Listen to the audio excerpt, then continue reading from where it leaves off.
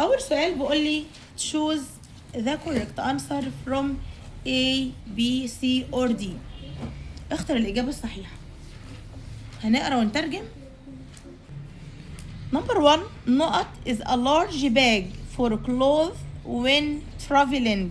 ايه اللي عباره عن شنطه كبيره من الملابس بنستخدمها عندما نسافر. سوت كيس اللي هي حقيبه السفر. نمبر 2 يبقى اول واحده قلنا سوت كيس حقيبه السفر. نمبر 2 نقط means full of many people. ايه اللي معناها الكلمه اللي بتعني يعني مليء بالعديد من الناس. مكان كده فيه ناس كتير بنقول عليه ايه؟ ليه مع كلمه ايه؟ انا عايزه انطق الكلمه. crowded. Number 2 to نقط is to put things in a bag before a trip. ايه اللي معناه ان انت بتضع اشياء في الشنطه او في الحقيبه قبل الرحله. لما بنجهز الحاجه بقى اسمها ايه؟ الفعل ده بنقول عليه ايه؟ الفعل ده بنقول عليه ايه؟ باك. باك. يعني ايه باك؟ حزم او يعبئ. برافو. نمبر 4 نقط a نقط is something عبارة عن شيء ما that proves you can enter a place تخليك تدخل مكان or get a service أو تحصل على خدمة. لازم يبقى معاك إيه علشان تدخل المكان ده أو تحصل على خدمة معينة.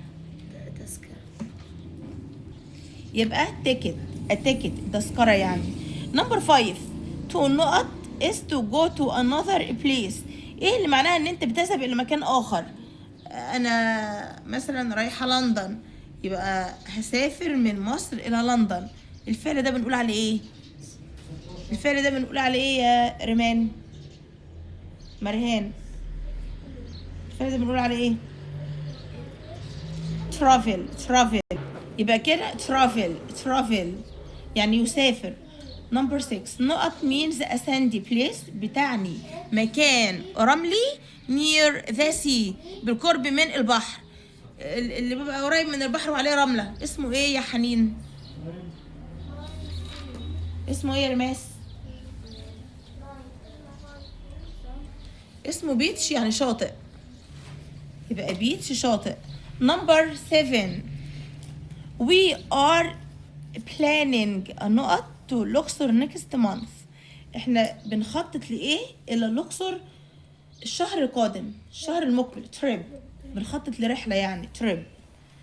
نمبر 8 by the beach بجوار الشاطئ أو بالقرب من الشاطئ you can see many families. أنت تستطيع أن ترى العديد من الأسر بيعملوا إيه؟ ساندي كاستيلز. احنا بنقول يبني قلعة رملية build sand castles. يبني أو يبنوا قلاع رملية. نمبر 9 أنت يا غادة. إذا dentist طبيب الأسنان said to قال change your نقط every 3 months. غير إيه الخاصة بك كل 3 شهور. المفروض إن احنا نغير إيه كل 3 شهور. tooth brush يعني إيه؟ فرشاة الأسنان. المفروض ان احنا نغيرها اهو كل 3 شهور. نمبر 10 he نقط his suitcase to see if he packed his swimming suit. he نقط his suitcase يعني هو عامل ايه في حقيبة السفر مرة اخرى يعني علشان يفحصها لو if he packed لو هو حط بدلة السباحة بتاعته ولا لا. فاحنا بنعمل ايه بقى؟ بنقول عليها ايه؟ بنشيك عليها مرة أخرى كده يعني. دبل تشيكت. برافو دبل تشيكت. ليه بنفحصها مرة أخرى بنشوف ايه اللي الحاجة دي موجودة فيها ولا لأ. طب يلا نشوف القطعة بتقول ايه. سارة وسهيلة are going to travel to Alexandria tomorrow. سوف يذهبوا إلى اسكندرية ايه؟ غدا. tomorrow غدا.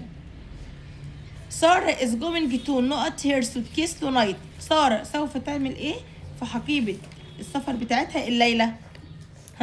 هتعمل ايه؟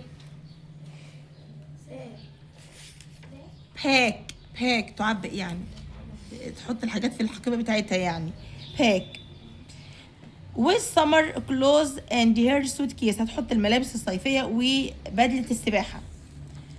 سارah's mother، مامة سارة، has their bus نقط has their bus، معاها ايه للاتوبيس، معاها ايه اللي نقدر نركب بهم الاتوبيس. باص ايه؟ تكتس، دساكر الاتوبيس. تكتس. the bus الاتوبيس will be سوف يكون ايه؟ because it's the summer holiday، لانها اجازة الصيف. crowded هيكون ايه؟ مزدحم. they will also visit the نقط and swim there، هم سوف ايضا يزوروا ايه؟ ويسبحوا هناك. هيزوروا ايه؟ بيتش، الشاطئ. القطعة بتقول read the text and answer the following questions، اقرأ النص وأجب عن الأسئلة التالية. ليلى was glad it was Friday، يعني ليلى كانت ايه؟ مسرورة يوم الجمعة. her father had a surprise، باباها عمل لها ايه؟ مفاجأة. surprise يعني مفاجأة. we are going on a trip، هو قال لها ايه بقى؟ نحن سوف نذهب او هنذهب في رحلة. pack your suitcase، بيقول لها ايه؟ جهزي حقيبة سفرك. يبقى ايه المفاجأة اللي والد ليلى قال لها عليها؟ ان احنا طالعين رحلة، ذاهبين في رحلة، ان احنا طالعين في رحلة. وبقول لها ايه؟ pack your suitcase، يعني عبيه ايه؟ حقيبة سفر، جهزي الشنطة بتاعتك يعني. we leave in 2 hours، بقول لها احنا ايه؟ هنغادر، هنمشي يعني خلال ساعتين. ليلى was so excited، ليلى كانت ايه؟ متحمسة جدا. she ran to her room، جريت على ايه؟ غرفتها. what should she put in، ماذا يجب عليها أن تضع في الشنطة؟ summer clothes، ملابس صيفية.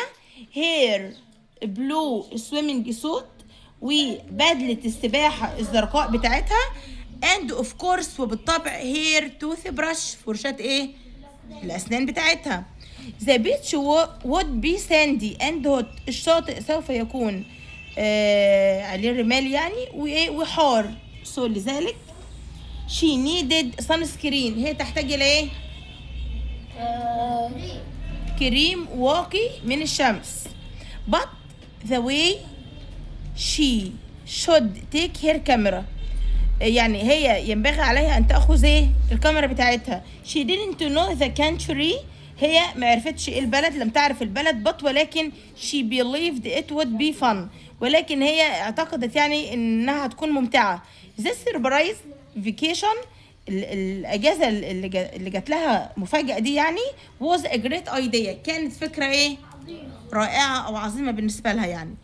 بقول choose the correct answer. the passage is about، القطعة دي بتتكلم عن ايه؟ surprise trip، يعني ايه surprise trip؟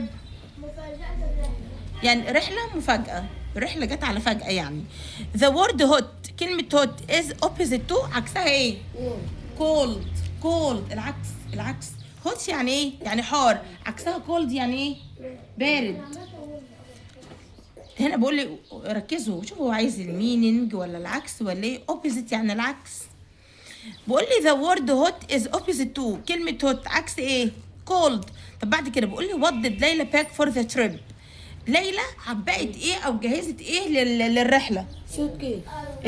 summer clothes، hair blue، هنقول كل حاجة. hair blue swimming suit، و hair toothbrush and hair toothbrush. دي كده الحاجات اللي خليتها معاها. وصلتوا للإجابة؟ summer clothes، hair blue swimming suit، وبعد كده هنقول and hair suit and hair toothbrush. number 4 why do you think ليلى needed sunscreen، ليه بتعتقد ان ليلى محتاجة كريم واقي للشمس؟ ها هنقول ايه؟ because the beach would be sandy and hot. انتوا هتكتبوا because انتوا من عندكم عشان هي مش موجودة في القطعة، وهتعلموا في القطعة من عند the beach would be sandy and hot، الشاطئ هيكون رملي والجو حار. وصلت للاجابه اللي في السطر الرابع. هنكتب احنا بقوس بس من عندنا. How did ليلى feel about the surprise vacation؟ كيف شعرت ليلى عن الرحله المفاجاه؟ كان شعورها ايه؟ ليلى was so excited، كانت ايه؟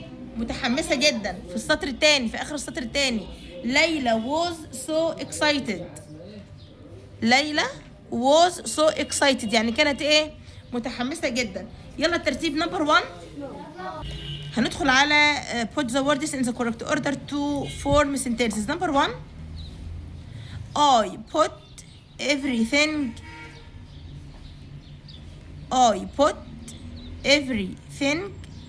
in my